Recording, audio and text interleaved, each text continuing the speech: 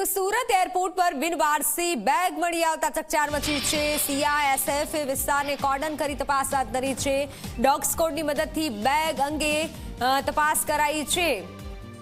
કોઈ મુસાફર બેગ ભૂલી ગયો હોવાની માહિતી સામે આવી। બેગનો માલિક આવી જતા તંત્રે રાહતનો શ્વાસ લીધો।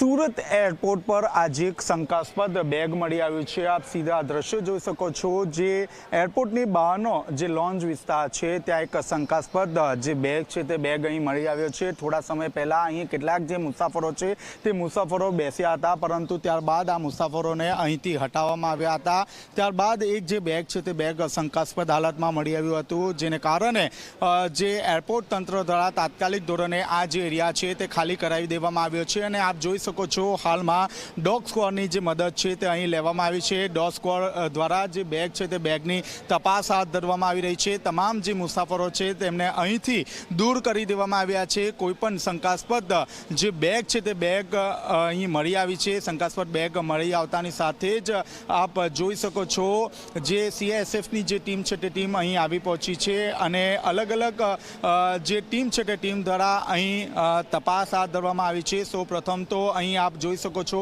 જે ડોગ સ્ક્વોડની જે ટીમ છે તે ટીમ અહીં આવી પહોંચી છે અને આખો જે વિસ્તાર છે તે વિસ્તાર કોર્ડન કરી દેવામાં આવ્યો છે। કોઈ પણ વ્યક્તિ આ જે વિસ્તારની અંદર ન પ્રવેશે તે માટે પૂરતી તકેદારી રાખવામાં આવી રહી છે। આપ જોઈ શકો છો હાલમાં જે બેગ છે તે બેગ અહીં ખોલવામાં આવી રહ્યો છે। જે બેગનો જે મૂળ માલિક છે તે મૂળ માલિક અહીં મળી ગયો છે અને આખી જે ટીમ છે તે ટીમ અહીં આવી પહોંચી છે।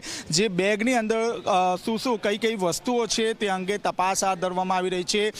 જે અહીં જે પેસેન્જરની જે બેગ હતી તે પેસેન્જરનો માલિક જે છે તે અહીં આવી ગયો છે અને તેમની પાસે આખી જે બેગ છે તે બેગ ખાલી કરાવવામાં આવી રહી છે। બેગની અંદર કોઈ શંકાસ્પદ વસ્તુ છે કે કેમ તે અંગે ચકાસણી હાથ ધરવામાં આવી છે। અંદાજિત એક અડધો કલાકથી વધુ સમય આ જે બેગ છે તે બેગ લાવારીસ હાલતમાં અહીં પડી રહી હતી અને ત્યારબાદ જે ટીમ છે તે ટીમ દ્વારા તાત્કાલિક ધોરણે જે ડોગ સ્ક્વોડની જે મદદ છે તે મદદ લેવામાં આવી હતી અને આ બેગની જે તપાસ છે તે તપાસ કરવામાં આવી છે, પરંતુ આ બેગમાં કોઈ પણ પ્રકારની જે શંકાસ્પદ જે વસ્તુ છે તે મળી આવી નથી, જેને કારણે જે તંત્ર છે તે તંત્રએ રાહતનો જે શ્વાસ છે તે શ્વાસ લીધો છે।